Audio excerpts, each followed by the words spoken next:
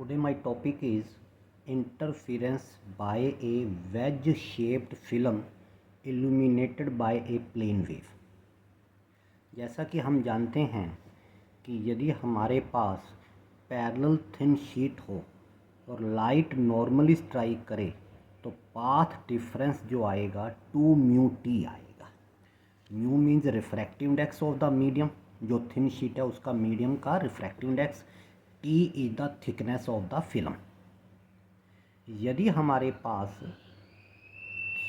Parallel thin sheet हो, light normally strike की बजाय विद एंगल ऑफ इंसिडेंस के साथ स्ट्राइक करे तो पाथ डिफरेंस होगा वो 2μt cos r होगा। Mu is the refractive index, T is the thickness of the film and R is the angle of refraction. अब क्वेश्चन ये है कि हमारे पास पैरेलल थिन शीट ना हो के वेज शेप्ड फिल्म हो। यदि वेज शेप्ड फिल्म होगी तो पाथ डिफरेंस हमारे पर आएगा 2μt cos r plus alpha. Mu is the refractive index, T is the thickness, जहाँ से भी हम थिकनेस मेज़र करेंगे क्योंकि वेरिएबल थिकनेस होगी, वेज शेप्ड फिल्म है। R is the angle of refraction and alpha is the angle of wedge shaped film. अब हमारे पास क्वेश्चन ये है कि path difference 2μt cos r plus alpha कैसे आएगा। अब हम इसके बारे में आपको बताना चाहेंगे। इसकी डायग्राम बनाने के लिए आप क्या करें,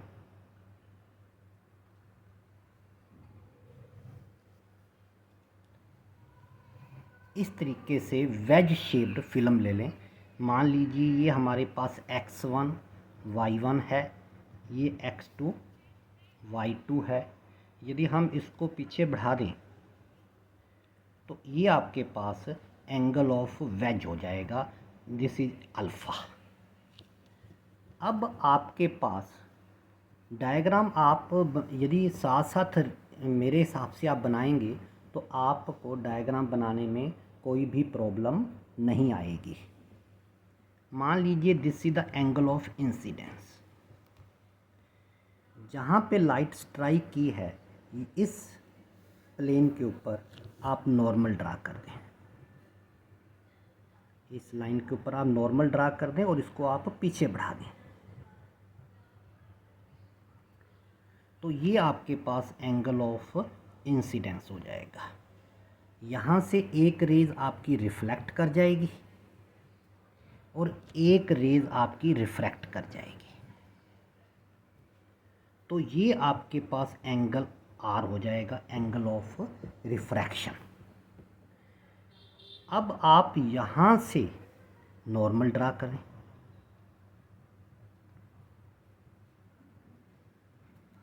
जो ये लाइन है आपके पास, ये इस लाइन का नॉर्मल है।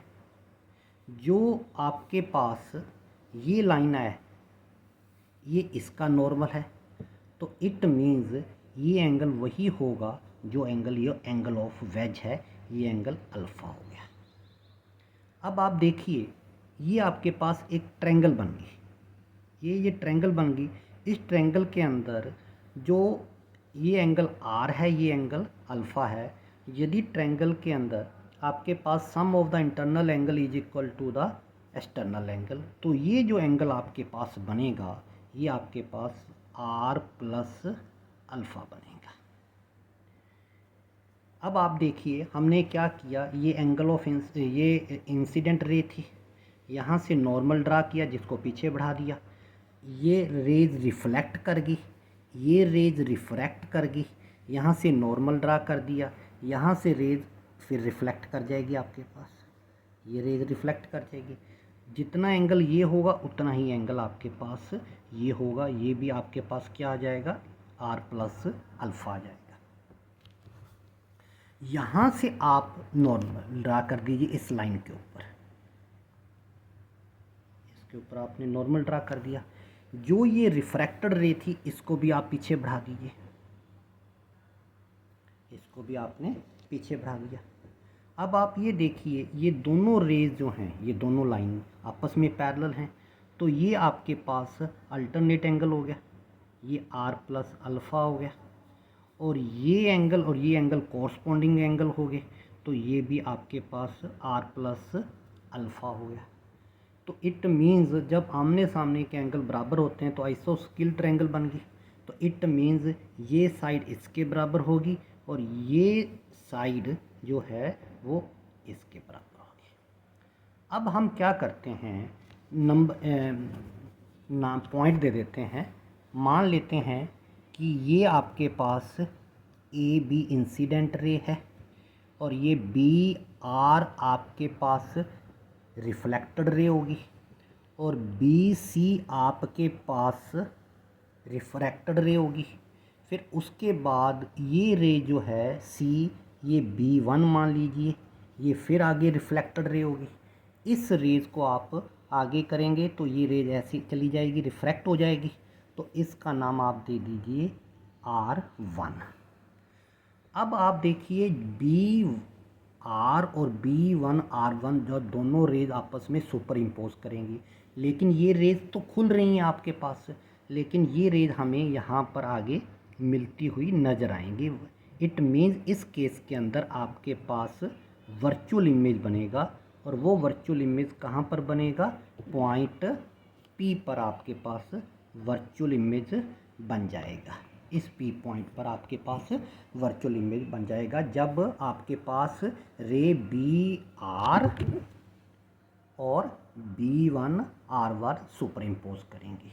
अब हमने पाथ डिफरेंस निकालना है, तो आप क्या करेंगे कि पहले आप यहाँ पर P से B1 तक प्रकार को खोल के आर्क लगाएंगे, जितनी यहाँ पर है यहाँ पर आप लगा देंगे, और ये आपका एक तरीके से ये आपका नॉर्मल बनेगा। तो ये आपके पास B1D जो बनेगा ये नॉर्मल बन जाएगा आपके पास। अब आप ये देखिए, यदि ये एंगल I था तो ये एंगल आपके पास क्या होगा, एंगल R होगा। इसी तरीके से आप B1 पॉइंट से BC के ऊपर भी परपेंडिकुलर ड्रा कर दें। ये परपेंडिकुलर आपने ड्रा कर दिया, यानी कि ये परपेंडिकुलर जब आपने ड्रा कर दिया तो इसका नाम E कह दीजिए। ये एंगल आपके पास I होगा और ये एंगल आपके पास क्या बनेगा, R बनेगा। तो अब आप थोड़ा सा ध्यान से समझिए कि आपके पास कि हमारे पास जो पाथ डिफरेंस बनेगा, हमारे पास वो पाथ डिफरेंस बनेगा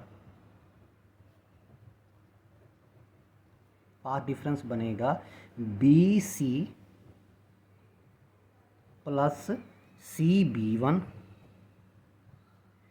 in medium minus BD in air.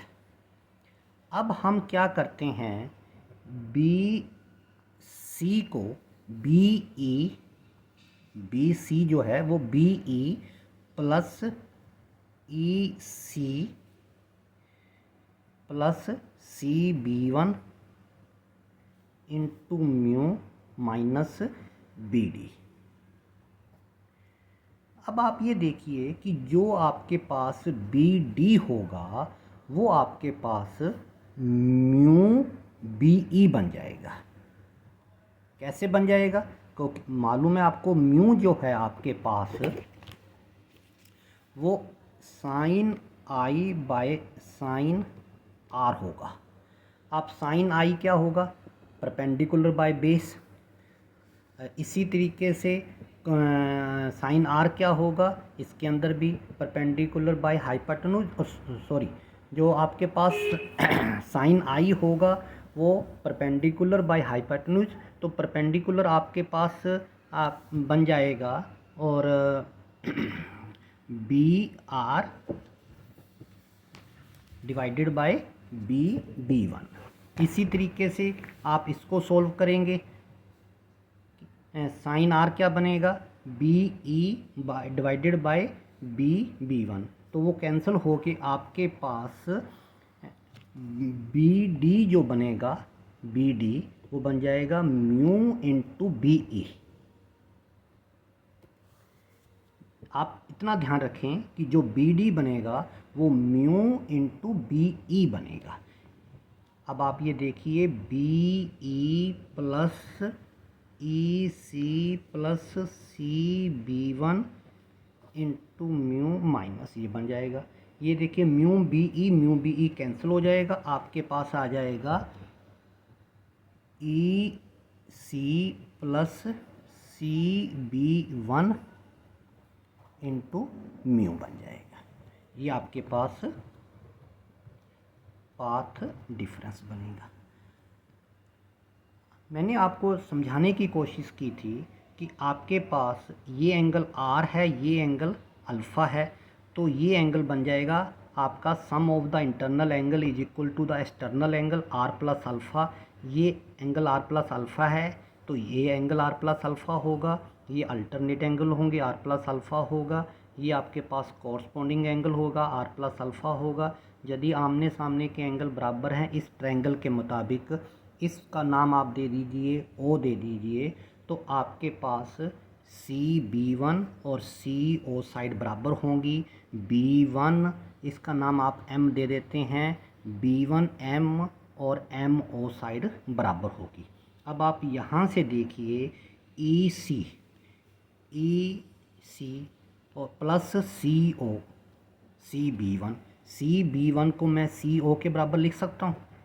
E C plus C B one को मैं क्या लिख सकता हूँ, सी ओ लिख सकता हूँ इंटू म्यू।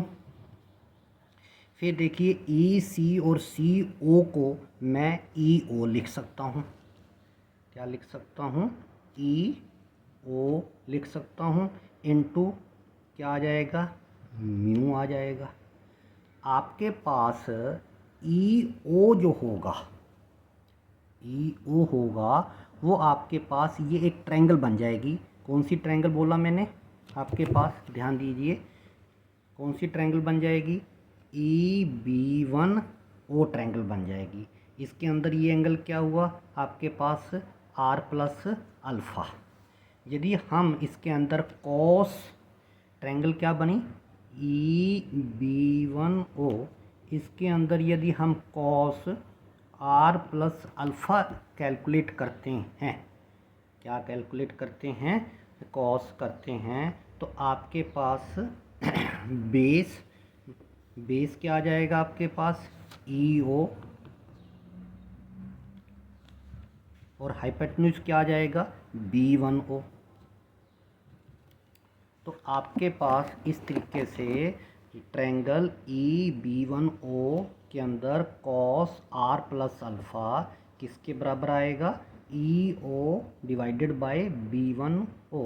तो आपके पास ई ओ जो बन जाएगा वो बन जाएगा B one O into cos R plus alpha. अब ध्यान दीजिए कि आप मान लेते हैं कि बी वन एम ये आपके पास वेज शेप था, तो यहाँ पर थिकनेस ये है, यहाँ पर थिकनेस ये है, थिकनेस वेरिएबल है ना। मान लेते हैं कि यहाँ पर हम थिकनेस जो है टी मान लेते हैं, ये थिकनेस कितनी मान लेते हैं टी, जितनी साइड ये है उतनी साइड ये है, तो एम ओ भी टी हो गया, बी वन एम भी टी हो गया। तो इट मीन्स बी वन ओ जो बनेगा, बी वन ओ जो बनेगा वो आपका बन जाएगा two T cos R plus alpha. ये ई ओ के बराबर आ जाएगा। ई ओ किसके बराबर आ गया, two T cos R plus alpha into mu. कहने का मतलब two mu T cos R plus alpha. तो ये आपके पास पाथ डिफरेंस आ गया।